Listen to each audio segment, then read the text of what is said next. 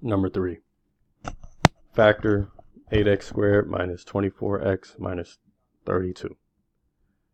Okay, so the first thing we'll try is step 1, greatest common factor. We can use the greatest common factor method, and if that doesn't work, or even if it does work, we try the second step, which in my class I do FOIL, right? F-O-I-L, okay? To see if we can factor it that way. So let's start with the greatest common factor. Look at the first three terms, 8x squared, 24, negative 24x, and negative 32.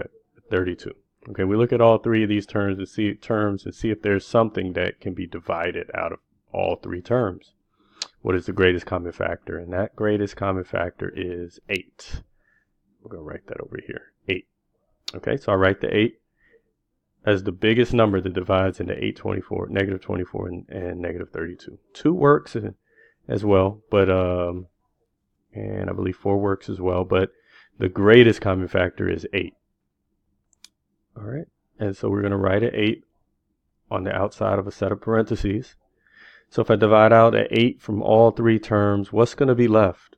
Well, if I take away an 8 from this one, it gives me x squared. Okay, if we divide out 8 from negative 24, okay, that leaves me with 4x. And we divide out 8 from 32, and I think I just made a mistake. 24 divided by 8 is actually 3. So let me make that correction. Where is the eraser? How do we get to the eraser here? Okay, here we go. So let me erase that. It is 3. You probably caught that as I was doing it. Okay, my mistake. So right back to the pen here. Okay, so this should be negative 3. All right, and then negative 32 divided by 8. Now that gives me 4. Okay.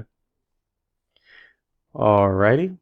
Okay, now we've done the first step, so we can check that off of the list. Now we're going to do step 2, which is FOIL. All right, so taking what we have now, we're going to look at the first term. Okay, let's write the 8 first. Just drop, because we're going to rewrite this having factored the trinomial on the right. Okay, here we got our 2 sets of parentheses.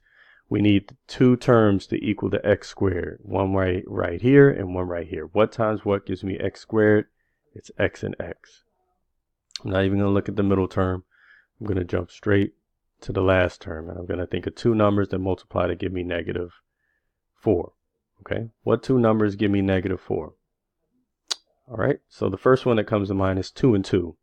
But the problem with 2 and 2 is that we're not going to get negative 3x in the interior. Let's try 2 and 2. All right, what if we say negative 2 and positive 2? Okay, because again, negative 2 times positive 2 gives us this negative 4. The problem with that is our outer term plus our inner term needs to end up being negative 3x. So let's look at the outer terms. The outer terms here, it's going to give me 2x. Let's look at the inner terms.